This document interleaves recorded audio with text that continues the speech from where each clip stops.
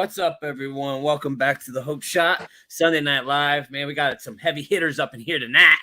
Let's see. Let me see. I'm gonna tilt. I can't. There we go. I need to be like in like right center. You know, if not, it freaks me out. Oh, we got to start the show. Good night. It always happens at bedtime.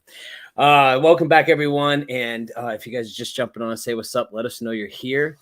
Caesar, will you please read the clarity statement, sir? I would love to, Justin.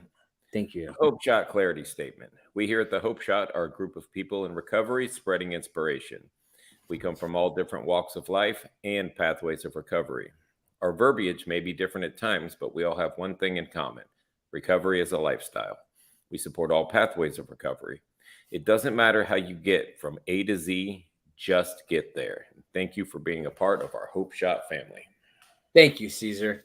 And just if anybody's new here or just wondering what the clarity statement means, it pretty much means you're welcome no matter what you're doing. If you're on MAT, if you're doing, if you're an AA, NA, CA, BA, I don't know how many A's there are out there, anything that ends with A.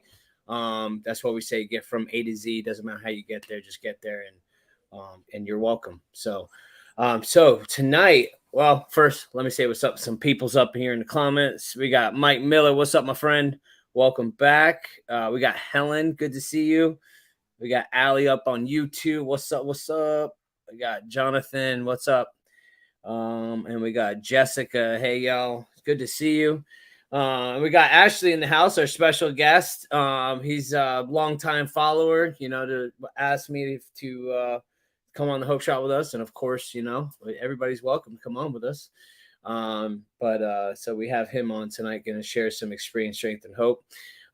So tonight's topic, let's get down to it. Tonight's topic, which I heard of Janelle's, it's like her whole week summed up into one word, I'm guessing, is accountability network. Ashley, bring us a topic of making a strong network. If you, we might not be in the same place that we were raised at, or we were,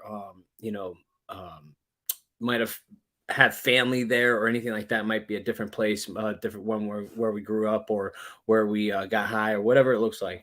But making that strong network of people. And sometimes we have to move for jobs, or we have to move for parents get sick, or whatever it looks like, and we have to create that strong network where we go. And sometimes, man, getting out of our shell and creating that's a whole nother level of freaking battle we have to go through, I'm going to let somebody else start this up tonight. So, hey, Janelle, you know what? Since you said it's a good word for that, it's like the week, and we haven't heard from you in so long. I'm just going to get over to you.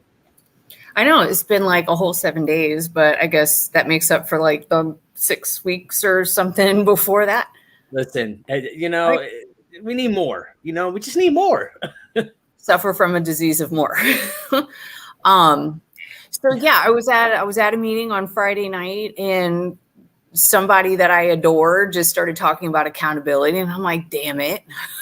That's my big word. I'm really big into other people being accountable, and sometimes I forget, even though I am, I'd say the majority of the time accountable for my actions. Sometimes I like to forget about 15% and point the finger elsewhere, because it just makes it feel a little easier for me. But luckily I have a support network of people that love to call me on my shit, because I don't hide shit. So I just put it out there, which is probably one of the best survival techniques I've ever found in recovery. It's just putting all of my stuff out there all the time so everybody can see it. Even though it's really uncomfortable, it is humbling. And sometimes some of it is a little, I don't want to use the word embarrassing, because I own everything that I've done and been through. But whatever would be like a couple of steps down from embarrassing. Sunday nights are not the nights for words for me. They escape me. But it's, for me, being accountable means always taking a look at what I do and what I say and what my motives are, so that I can keep myself in check. Because even though, like, it was my job in particular on Friday, I was extremely frustrated. And it was some things that weren't done. It was like a series of things that I had no control over, but I'm still accountable for my reaction. I didn't yell or scream, even though I'm Cajun and German. I've learned how not to do that now for the most part, but I have a face that doesn't hide stuff, and I need to learn how to get her under control. Because even though I don't like hurting people's feelings or frustrating other people, I'm human and I get frustrated.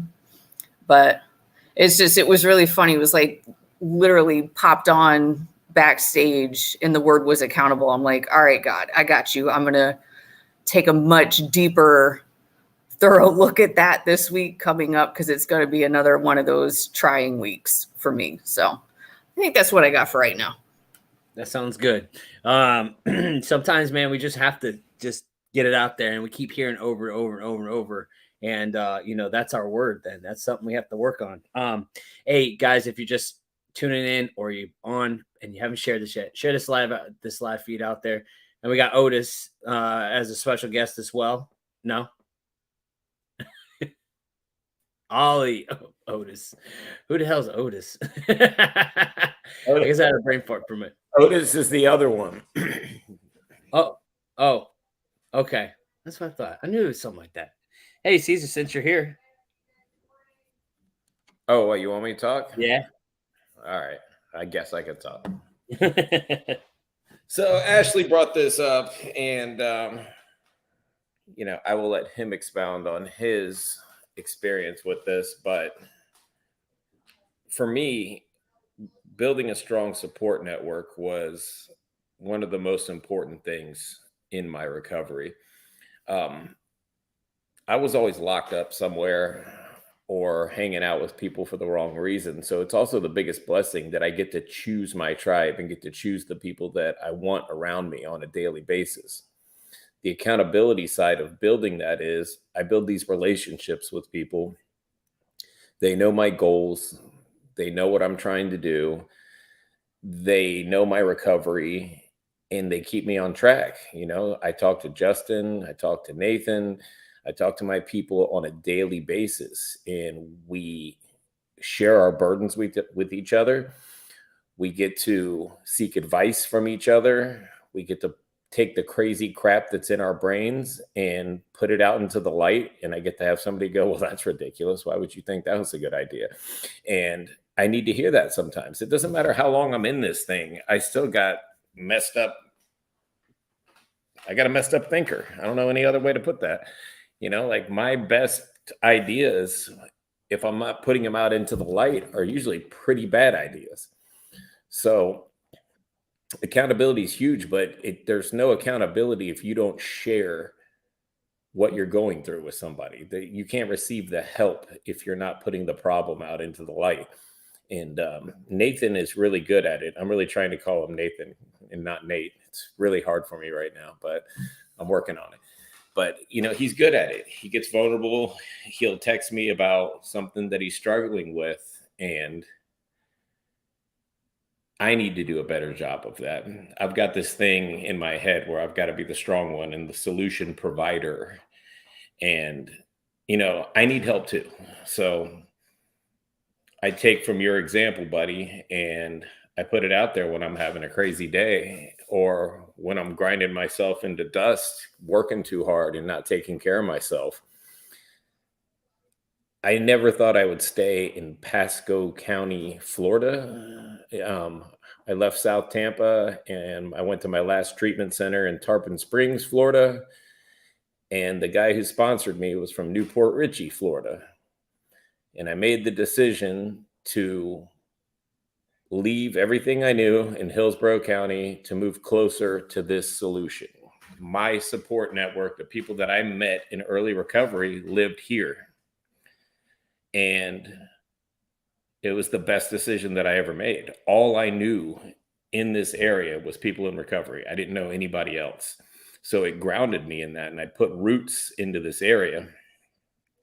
And, you fast forward almost 9 years later, and that's what I've gotten out of it, is just nothing but positivity, great people around me all the time. And I had this preconceived notion of what Pasco County was and what it looked like from what I had heard. But that's not what I see. I love my town. I love my area. And it's because of the people that I've surrounded myself with in this area have made my experience fantastic. So it's tough when you come from a background like ours to be able to tell on yourself. You know, you spend your whole life saying you just don't do that. You don't tell on yourself, you don't tell on anybody else. And it's the complete opposite thinking. But if I want to stay well and I want to have another day of recovery, I have to get comfortable talking about what's going on between my two ears. And if I can do that, I can receive the help and choose to take it and get another day out of this thing. So that's all I got. You know, that's one thing that Caesar you just said is like letting the right people in.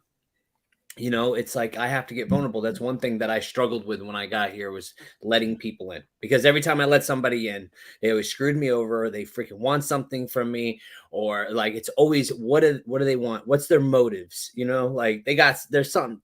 Ain't nobody gonna help me like for nothing. You know, and I had to get over that shit.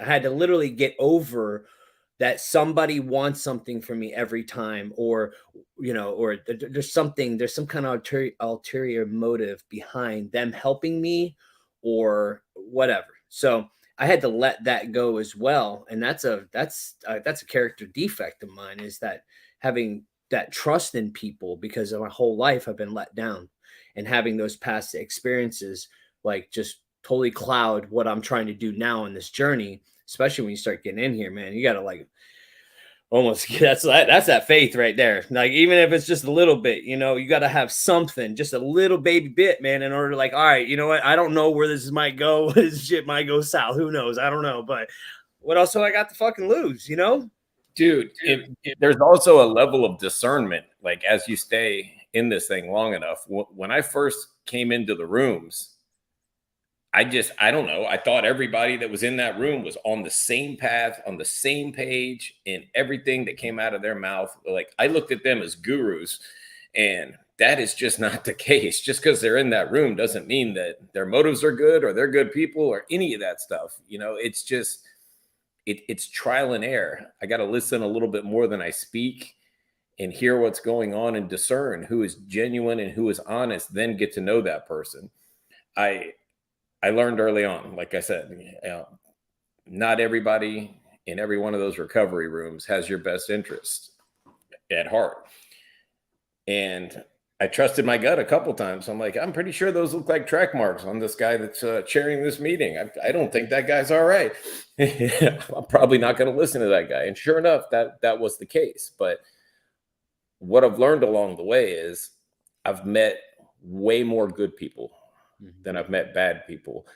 And compared to what the real world is like, that's a pretty damn good ratio. Yeah, definitely. I'm gonna read a little bit of these comments real quick, and let's hear what's up with Ashley after that. We got Steve in the house. What's up, Big Steve? He said with the shot. I know you put that up there earlier, but I had to give him a shout out. You know what I mean? We got Katie from Clearwater. What's up, Katie?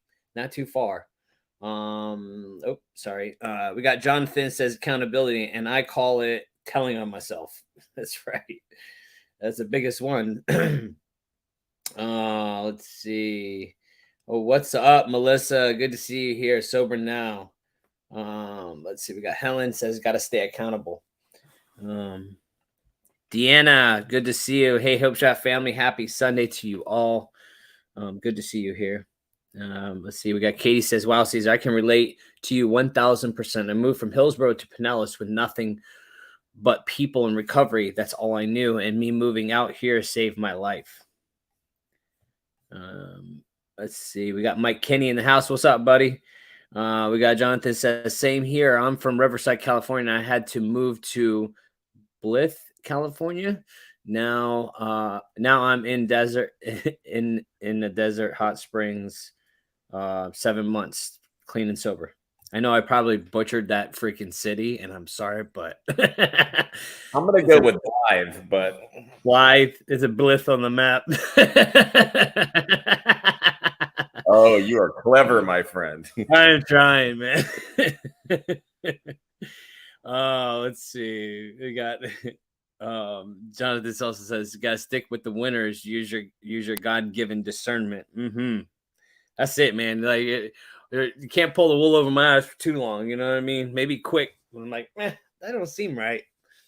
Just don't. You can just go with your gut, you know what I mean? Like that thing inside you that you're like, shut the fuck up when you're trying to steal something from Walmart, you know?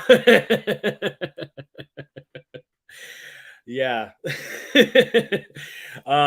Sorry. Ashley, man, what's up, man? What you got on this? Oh, hold up. Let me unmute you. There we go. Now you're unmuted. Okay, am I unmuted? Okay. So accountability, when I first came into these rooms, I was kind of the same way. I looked at people like, hey, you've got 30 days, you've got 90 days, you've got 5 years, you're all gods compared to me. I have no days. So let's do this. I want to hear what everyone says. And it took me a while to learn that everyone, no matter how many days they have clean, has an opinion in the rooms. And you really gotta pick the winners out of that. You got to pick and choose who you're talking to. The guy who's obviously there trying to get laid is not the guy to follow through the rooms. The guy who's, popping in and out of the meeting, that's not the guy to go to every meeting. You know what I mean? I looked for the people who really put the time in, the people who were chairing the meetings, the people who were there for everybody, the people who were putting themselves out there. I'm like, those are the people who want to be good people and want to help other people. So when I have a very strong network, not near me. I'm working on that. I've learned to put myself out there pretty good, and I get down here or up here. So I went Florida and then South Carolina. So I'm up here now. I get confused sometimes. It happens, but so when I came up here, I just started putting myself out there everywhere. Meetings. My name's Ashley. Whether you like me or not, I'm here. Remember my name. Give me your phone number. I might need to call you. And it's really helped a lot because throughout my recovery, I've tried to use family as support a lot of the times. And what I've learned with me is when I try to use family, I have that manipulation there still. Like, hey, I'm going to go to my family and I'm going to tell them what's going on, and they're going to make everything okay. We're going to get through this. You're probably right. This person probably did that. That's not the way it works, right? You need those people who are going to tell you like, hey, you're full of shit. Shut up. You know what I mean? And that's what it's been for me. I have that, like I said, real strong network. They're just far away, but I'm building it here. I got to Florida and I had no accountability outside of family. And that's when I really learned, it's going to be okay, just does not work. That's not what, deep down it's going to be okay, but it's going to be okay isn't always advice when you're looking for advice. So now I'm here. And like I said, I have a real strong network building here, and I still lean on my network from Ohio too. Definitely stick with the winners because the people with time, they got that time, they earned that time. They didn't just sit there. If you just sit there with your thoughts long enough, they will get to you and open up about things. Yeah, you have to have someone to hold you accountable. Yeah, that guy made you mad, but your reaction wasn't appropriate, and you need somebody to tell you that, because I'll justify my bullshit in my head all day. I don't care what it is. I can sit here and I can tell myself, you did the right thing, Ashley. That guy cut you off. You cut him back off. Yeah, go get that son of a bitch. That's not how it is. You need someone to tell you, look, that guy might have been having a bad day or might not have seen you. It's simple as that. It's the world doesn't revolve around you. I like that a lot, man. You know what? I'm going to tie that into this comment that Paul has here. Paul says, people who care about your life, not your feelings, has to be my support group. I had my first friends in my fellowship were a bunch of 70-year-old dudes. It was these old grizzly dudes that told me to make coffee. They gave me the keys to the building. They told me clean up after the meeting. and I thought it was a privilege. I couldn't believe they gave me a key to anything, like nobody had done that in a very long time. And they didn't give a shit about my feelings, but they did care about my life. And it was a big deal because I would be going through something and I'd use all these I, me statements. And I mean, even when one of my parents died, I, me, and poor me, and this and that. And he goes, "It's not about you, bro." And I was like, "Whoa, what do you mean it's not about me?" He's like, "It's not about you. It's about what you can do to be there for your family right now. You've taken so much. Why don't you try to be there and be a help for once, as opposed to making a situation worse with what you've done your entire life?" And I mean, that shit stung for a minute. And then I went, "Ooh, he's right. Why don't I try to do something to help this situation? It's already a shit situation. What am I going to do? Make it worse or try to make it better?" And I'm glad that I tried to make it better. And we all know picking up wouldn't have made anything better. So I went to work and got to be of service to my family. Yeah. Be that victim mentality, always about me. The world doesn't revolve around you, like Ashley said. But a lot of times I want it to be, that's that triangle of self-obsession, it's all about me and nobody knows what I'm going through. And that shit kept me sick for so long. But yeah, man. Do we have any comments? We do. Did I throw you off there? No, I just didn't. No, you read one, so I didn't know if we had any more be like up there. Oh, we do. Yeah. You want to read some?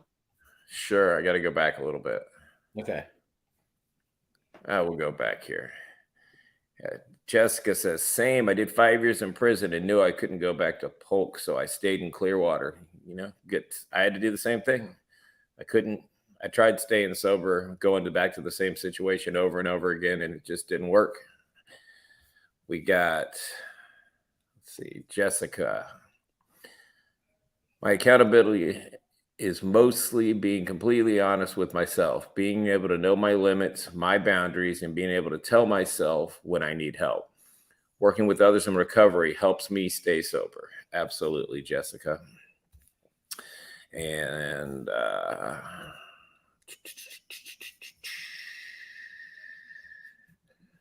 we'll say, "Hey, what's up, Brittany? It's okay you were late, and I'm glad you're here." Luckily, we don't take attendance here. You know what I mean? We forgot to do roll call. Yeah. I miss seeing Dustin's comments. Dustin's taking a Facebook break. Beth, yep, I love hanging with old timers. Can't BS them. No, they don't put up with that BS or the I, me statements at all. Let's see. Amen. Needed to hear that. I lashed out at work and had to come in today and apologize because my choice words weren't said the nicest because I was stressed. I kept trying to justify I was right. I wasn't.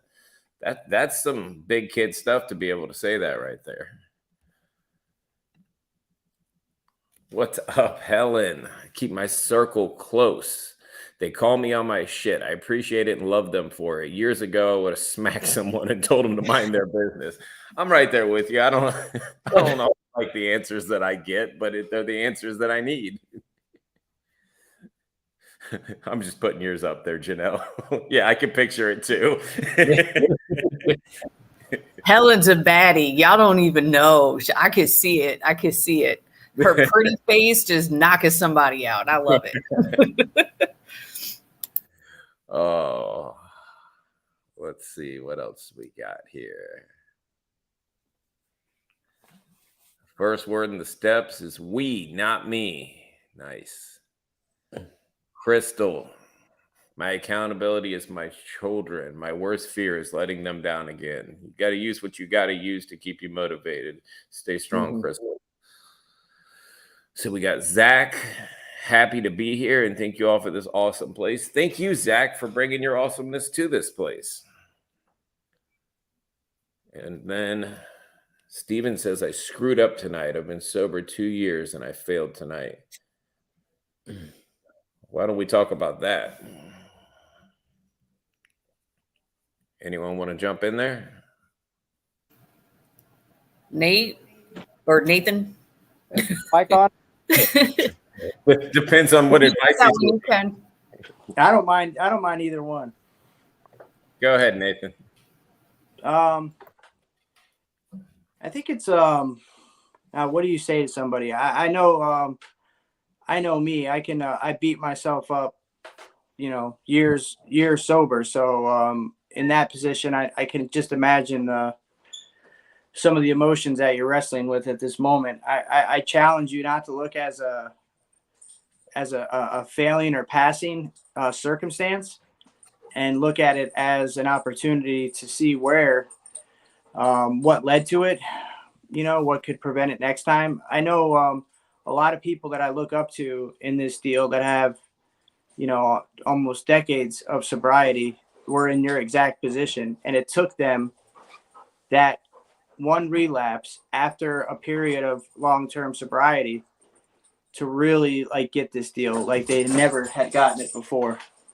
So I'm praying for you, man. There's nothing really we could say or I could say that's going to make that pain go away. But I can tell you that, there's two ways you can go at this point. You can choose to look at yourself as a failure, as this person that, wasn't good enough or not worthy of this, or, whatever happened, whatever you're thinking, and choose to keep going down that path. Or you can say, look, man, I fucked up. Be accountable, take responsibility for it, and go. You didn't waste any time. You had 2 years of sobriety. Nobody can take that away from you. You take what you learned from that time, you take what didn't work, you throw that shit out, and you build on the foundation that was working before. That's exactly what I was going to hit on. Is people get so caught up in that. Oh, I lost my 2 years. You didn't lose shit. You've got 2 years of experience on what to do, and you've got a 1-day lesson on what not to do. So build on the 2 years. Don't make the mistake again, and keep moving forward. Don't get hung up on that. I lost. You didn't lose anything. Yeah. I hate that I lost my time stuff. That people get really hung up on that stuff. You didn't lose anything. You've got all that experience. Just pick up from where you left off and keep moving forward. Yeah. And, it's like, people do get hung up on that 2 years, and it keeps them stuck into that. Like, at least you fucked up, and you're like here admitting it, and you know exactly what you need to do, and you're going to do it. Like, that's it. Pick yourself up, dust off, chin up, and like move forward. That's it, and it's cool that you can admit that you're fucked up, and it's never really a failure. It's a lesson, it's a lesson that, okay, what did I do? What did I do? Look back, and then not do that same exact thing the next time, and figure out how to overcome and get through whatever got you to, take that drink or that drug or whatever it was. Melissa says, yes, Nate, he was 2 years of experience. Throw out what didn't work. Keep going. I'm proud of you, Stephen. That's We're all Melissa proud of right you. now. Telling on yourself on the show about telling on yourself is freaking awesome, man. Not too many people will. So is my mic on? Yeah. Okay.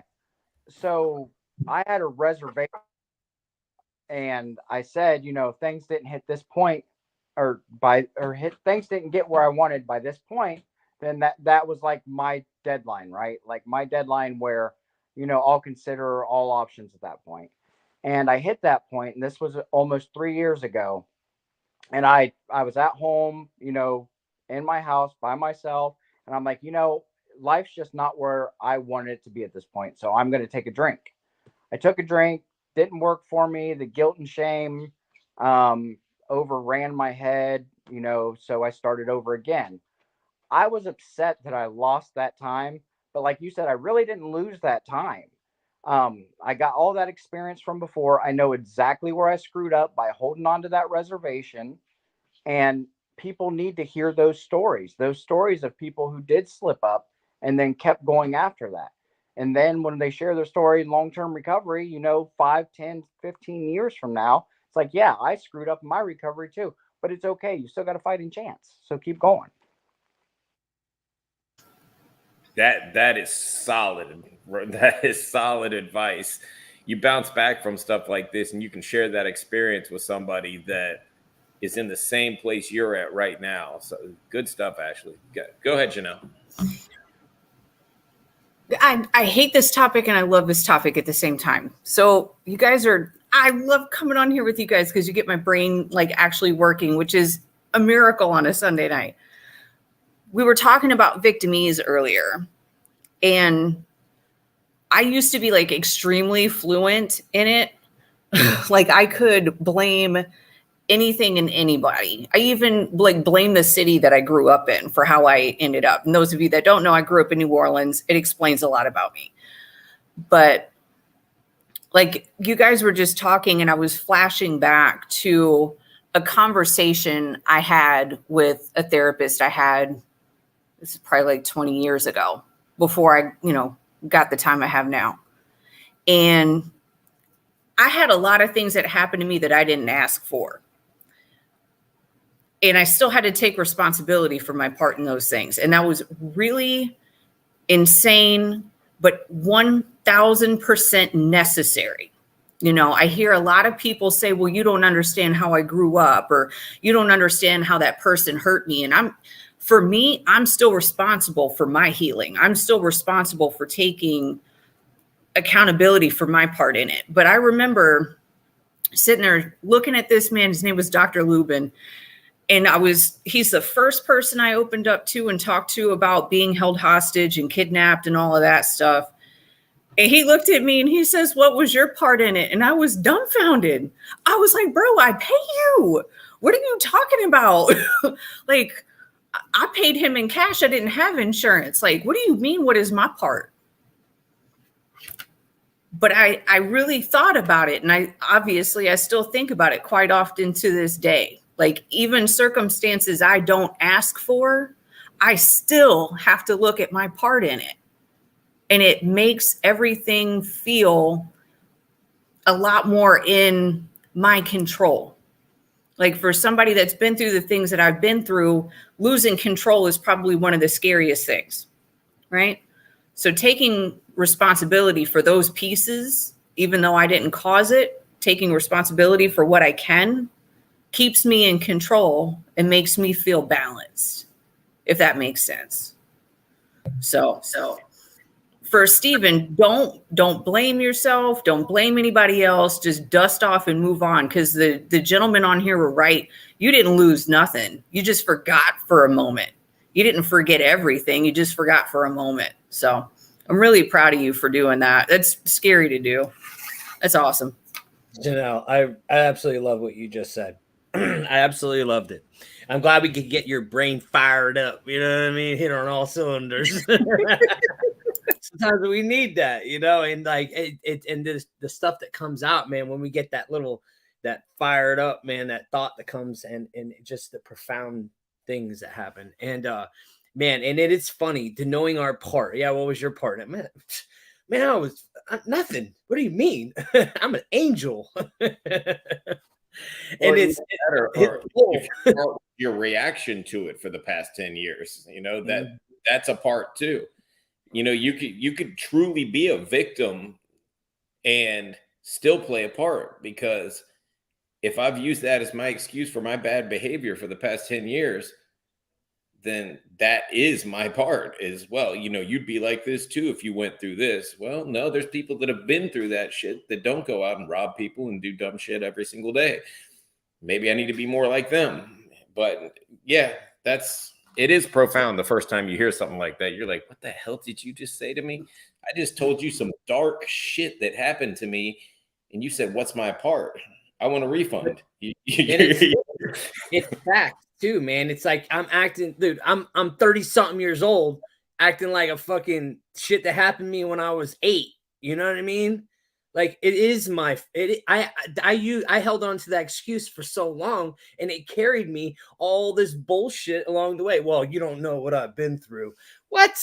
I'm sure they do, because everybody goes through stuff. Everybody. It's our coping mechanisms that are fucked up. You know what I mean? Like, it's how we handle it. It's how we handle life. My shit and how I deal with it, it's all fucked up. And I need to figure out how to fix the fucked up coping mechanisms that I have to deal with it. And I can't use those excuses anymore. Can't use them. They don't work. And it's sad when a 30-year-old dude like me is using daddy issues. You know what I mean? But it's facts. I listen. I was like, I ain't got no daddy issues. And then I found out I had daddy issues. It's fucked up, but it's true. Oh man. But anyway. It's so funny because it always falls back on daddy or mommy issues. Somewhere down the line, doesn't it? It's like, oh, my parents expected too much from me. My parents didn't give me enough. My parents did this. My parents did that. Yeah, but what's your part in that? You're still living in that. That's your part in it. You're not doing anything to get out of it, right? Not finding the solution. Like I try to live. I'm not the greatest at living in the solution. I try, but again, that's where my network comes in. My accountability. People are like, Ashley, you've been sitting around for 3 days crying because you have a flat tire. You could have pumped the motherfucker up by now, right? Like, go get it done and get moving. And that's how I am. Like sometimes, and it's okay. It's okay. I think back on that now. I'm going through all these other big changes, and it's like, what happened last time I felt like this? What happened last time? It was okay at the end. So it's okay to feel like this. Sit in my room, mope for 10 minutes, then get up and go do what I got to do. I love this conversation. Like the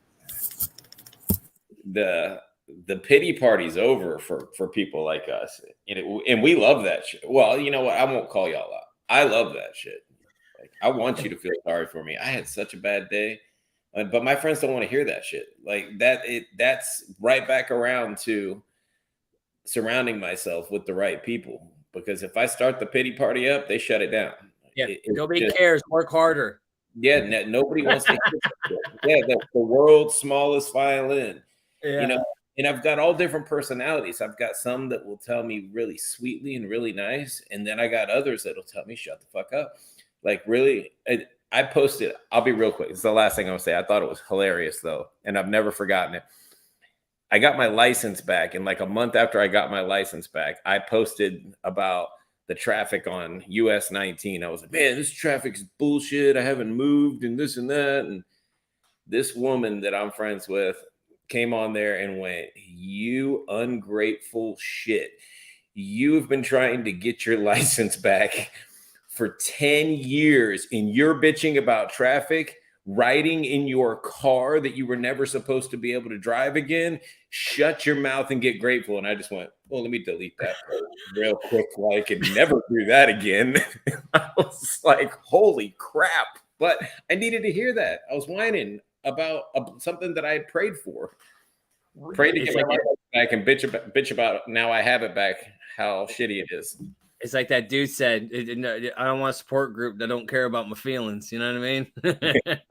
So real quick, you guys staying clean and sober in that Florida traffic, you guys are a different kind of animal. I had 6 months there and I thought it was going to make the news one day. I knew it, like in my head. I'm like, one more person stops in 5 feet and I'm going to be on the news. I can't do this. It is crazy down there. The patience it teaches you though, right? It's like, well, I am on the clock getting paid to sit in my car in traffic, and here I am complaining about it. And then I'm going to bitch when I get to work and have to work really hard also. So which one do I want? I'm going to bitch about the job that I prayed for 6 months. Yeah. I'm going to read some comments real quick, and I want to hear from freaking Nate. Or go ahead, Janelle. Sorry, I have to. Yes, just all the brain cells are waking up now.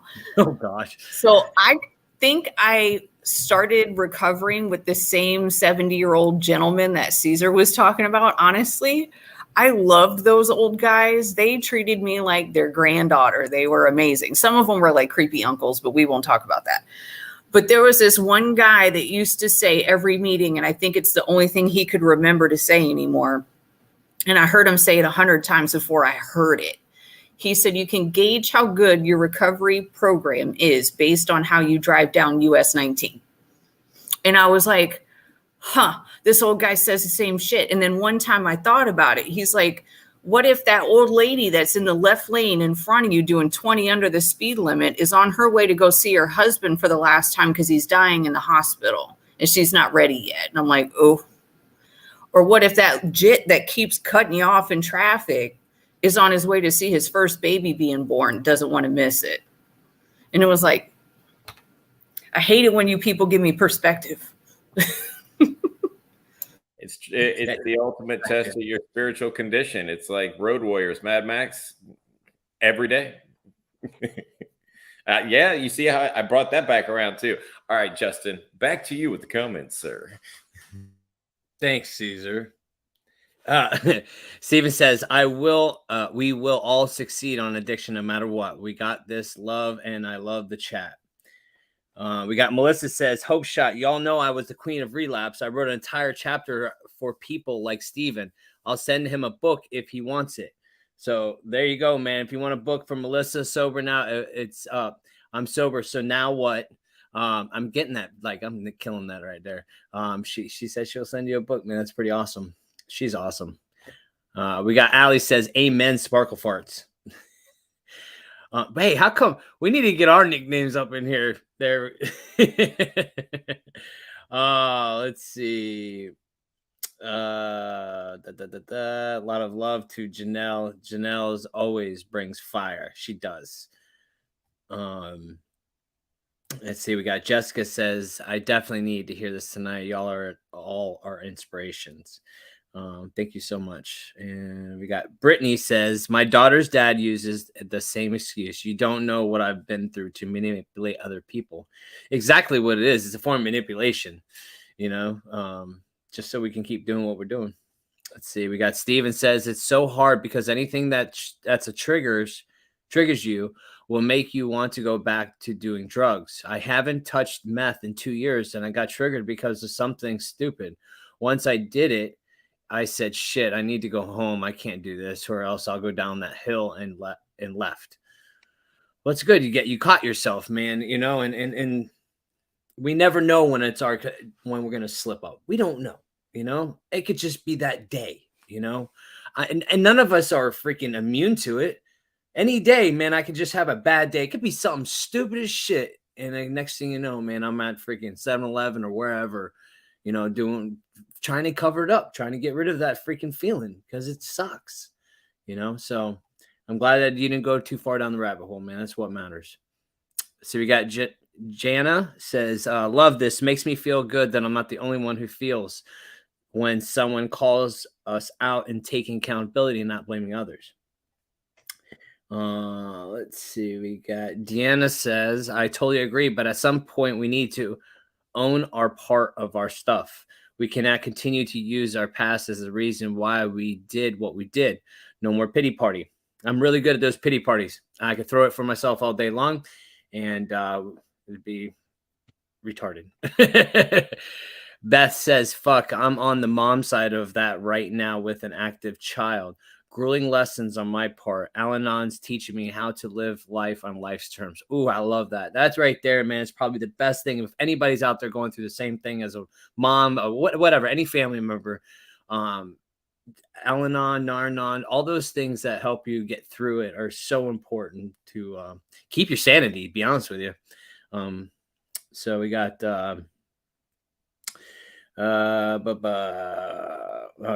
everybody's talking about drive. We got Justin says try 301 or 60 in Brandon. We got Katie says 60 is the worst. I've tried it. It's a hard pass for me. Steve says or I-4. We got a bunch of locals around here. Yeah. We got Christina. I'm super late, so I'm rewatching it tonight. Hey fam, what's up, Christina? Let's see. And that's it, man. So I want to hear from Nate, man. I feel like I don't know, man. Nate, man, what's going on? I'm keeping you accountable, man. We want to hear you. Want to hear your voice of reason. What's up, guys? Yeah, I got a unruly lab tonight, man. He turned up at the last quarter, so anyway, it's a great subject, man. I've had tons of it. Can relate to it on a deep personal level, especially with this last month. So yeah, today's fourth anniversary of my mom's passing. So I got that weighing on me a little bit today. So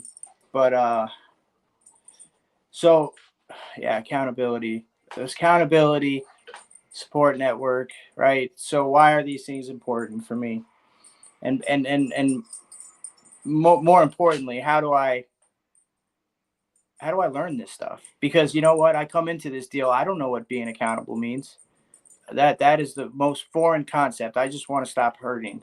You're telling me to be accountable, find a support net. I just want to stop being in pain. I'm in pain when I get here, not like a physical sense either, even though that is a huge aspect of it. But I am an emotional disaster, ridden with guilt and anxiety and fears and shame and guilt and every negative emotion you could possibly conceive of that I have been just building on for 2+ decades. So yeah, I come in here and you hear these terms and I know what they mean. I could probably tell you the definition and all, but I have no idea how to apply that into any type of productive, sober life. So therein lies the importance of a support network, because I get here, I don't know how to live, so I have to have somebody teach me how to live, right? And for me, that was one of the most vital stepping stones on my journey, was connecting to that network. But you know what? It's not just connecting to the network, because not only do I have to connect to the network, but then I have to also take the suggestions that the network has to offer. Because I can be around people. I can be going to meetings. I could be Mr. AA, you know what I mean? And be at every single meeting, every event. I could be doing all this stuff. But if I'm not doing any work after those deals, then I'm just as sick as I was when I got in here. So it's part connecting to the support network, and then the other part is mine, and that's where the accountability comes. Like, am I busy in this deal? What am I doing to become accountable? I can't just say I'm accountable. I have to become accountable. So how do you become accountable? Well, first and foremost, you take whatever suggestions these people have to offer. You go through whatever process, whatever fellowship or whatever thing that you're involved in lays out for you. You go through that. And in that process, you discover some things. You discover, first of all, your part and you take responsibility for that part. And then after that, you have this shift in perspective where you can start seeing where how much delusion that I was living in, like how everything I saw was through the lens of selfishness, self-centeredness, fear, fear of being accepted, fear of not fitting in. Like, I saw through the lens, and it was the wrong prescription, I assure you, right? So I fixed my glasses. I can see now. Why? Because I've done the work. I've gotten vulnerable. I've told on myself. All that dark shit from my past has come to light. And I've connected with this source, this higher power, whatever you want to call it. And now I have this working relationship. And this is how I figure out how I'm going to live for the rest of my life. Because for me, being accountable takes practice. And anything that takes practice takes discipline, right? And you have to throw in the word responsibility. If I'm accountable, I have to be responsible too. So what am I responsible for? I am responsible for getting on my knees every morning and asking for help. I am responsible for doing a quick meditation, doing some reading. I'm responsible for reaching out to a few alcoholics or addicts every day. I am responsible to reach out my hand to people that need help. Like, I have these responsibilities that I carry out on a daily basis, which makes me accountable. I was so full of shit my entire life. So I am not going to come into this deal and just say I'm accountable. I am going to be accountable in my personal life, and then I can be accountable to others, you know? And it's through these practices, these things that I do on a daily basis, and then these people that I surround myself with. Man, I went through this situation. I was on this job in New York City, and there was this, this situation where I was wrong, and my closest friend was like, Nate, you're full of shit, man. You're dead wrong. Make an apology. And I'm like, I'm like, thank you. You know what I mean? I can't do that. I'm not even going to be putting myself in the position to receive that sort of accountability, suggestion, whatever you want to call it, if I'm not doing this work on a daily basis, And then this situation that I've been dealing with the beginning of this year, man, if I did not have like my support network, well, let me back up. How about this? If I wasn't doing what I do on a daily basis, which is what I laid out before, prayer, meditation, reaching out, inventory at night, every night, I have to write out how fucked up I am every day, like how selfish I am, how full of fear I am, where I was dishonest, like these are things that I do on a daily basis so I can see my patterns. I can see what's bothering me, and I share that with others so they can see that who I am.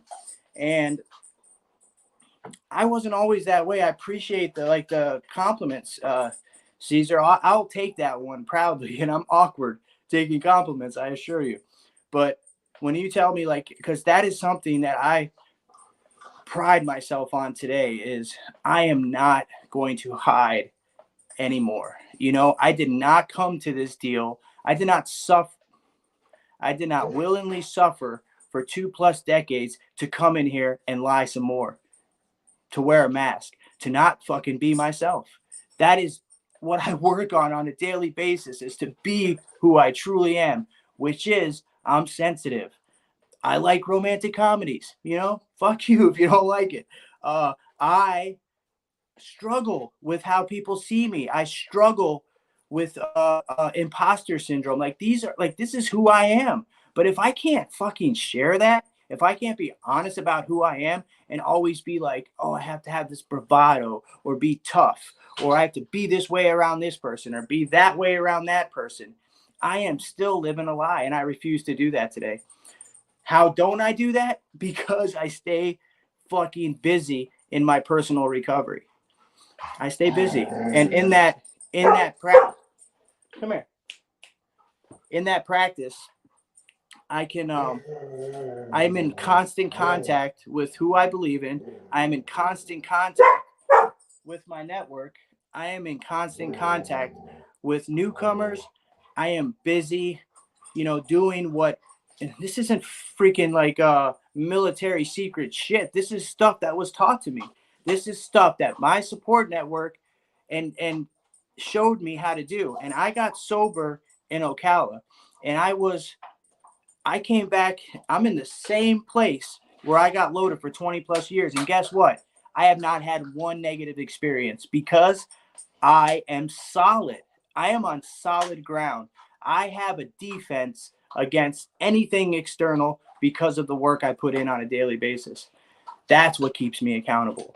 And I surround myself with people that do the same thing and are further along in life, in marriages, in business, because guess what? When y'all were hanging out here, I was in prison. I don't know how to work phones that well. I don't know how to, copy and paste shit and fucking emails and Microsoft Outlook and all that shit. I was in prison writing letters till 5 years ago, man. You know what I mean? I am catching up. But guess what? I surround myself with people that can teach me the way. And I do the work to remain humble enough to receive that lesson. And in that, I'm able to grow on a daily basis. I am able to get through a super difficult situation. I am able to receive a picture from my daughter. That's 5 fucking minutes away. I'm not allowed to see the other. And I get a picture of her for the first time in like 2 years. I see my daughter. I'm able to not fucking cry about it, to not be, you know, like, oh my God, well, you know, I'm like, okay, what can I do about this? I get busy with my AA, so I get busy with my recovery. That's it. I'm able to walk through any situation that is put in front of me because of the work that I was taught when I got in here and the work that I continue to do on a daily basis. And in that, like, I am forever accountable. And even if my people aren't holding me accountable, I am accountable to who I believe in. I am accountable to myself. I know I'm not full of shit today. I have a platform. I have, you know, I can stand on something that's solid, you know, who I am. And because I couldn't do that for a long, long time. And there is a freedom in that. And it, that freedom in being my true self, you know, all my quirks, eccentricities, you know, everything that all my people accept me. The people that don't, it doesn't bother me. Maybe it does a little bit, but I'll be all right. It'll be in my inventory at night, but I'm not like consumed or overrun by it. You know, I'm okay today, man. Even when I'm not okay, especially on this day, man. You know, I didn't get a chance to share this deal with my mom, but I guess what? I get a chance to be there for my dad like I never was ever in my entire life, and I know that's right where she would want me, and I know she's proud of me today. You know, I know that. But I can get messy about it. I can cry about it. I can miss her. I can do all those things and be okay about it because I am fucking tuned in. I am plugged in. I am fucking busy in my recovery. So I'll shush. I'll I shush. love all of it. Nate, Good. you know, it's definitely you're exactly where you need to be and doing what you do for your dad, showing up for your dad on a daily basis. You know, exactly. You're right in tune with it. What's one trick you have learned to come back to reality and how to live life again, if you don't mind me asking? You might not like the answer, right? Because there really is no trick. My trick was utter desperation. You know, like all these things were available to me. This gift of recovery has been available to me since I was 16, and when I overdosed for the first time. But it took me like this emptiness, this pain, this desperation, where I was just tired. And once I stopped fucking trying to think my way out of it or plan something else, and I just stopped, you know, and started taking suggestions, it was so fucking easy. Not easy in the sense like any of this is easy. I just started seeing things for what they were finally and hearing what was being told to me for however many years. Yeah, for me, I have to want this a little more than what I had. And that's not that hard for me every day to wake up and go, what do I want? Do I want what I had? Or do I want better? And I always want better. The thing is, instead of the word trick, it's just practice. I've got an entire lifetime of how to do things the wrong way. That's my real body of experience. And I've got this short amount of time of how to do things the right way. So I've got to take the advice of people that know how to live the right way, put it into practice and practice it every day until it becomes my norm, which it's still not my norm. I always say, you know, like first thought's still wrong most of the time.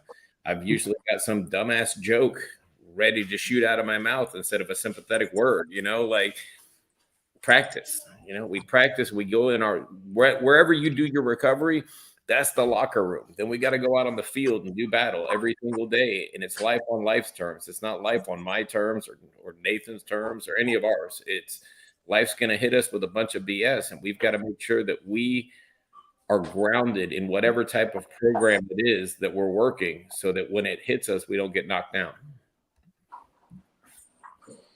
That's it.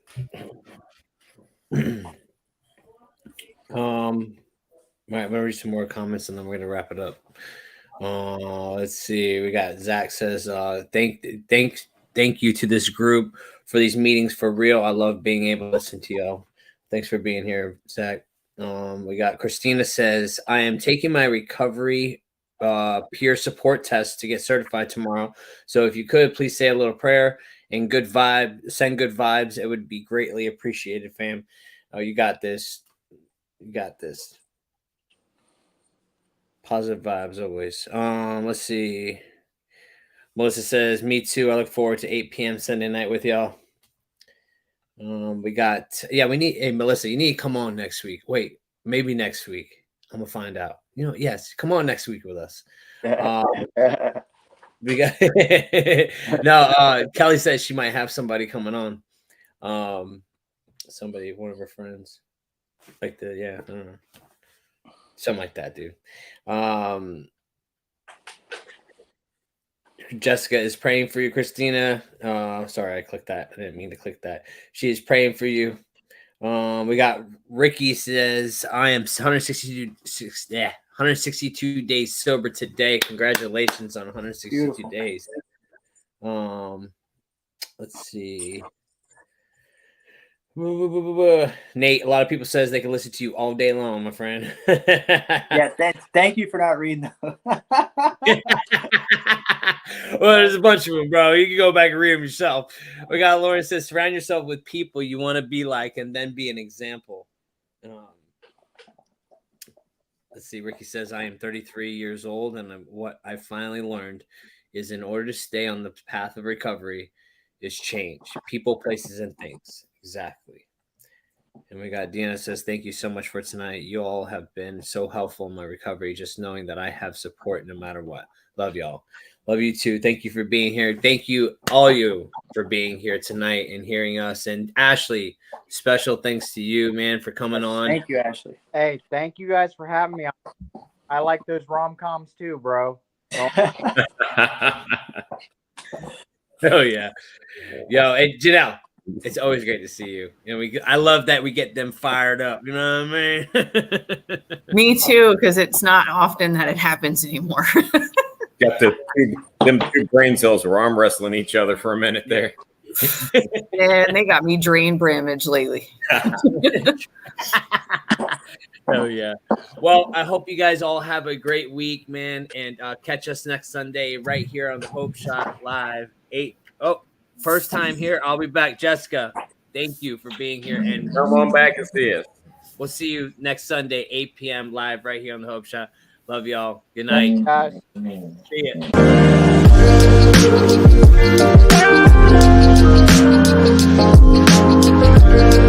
ya.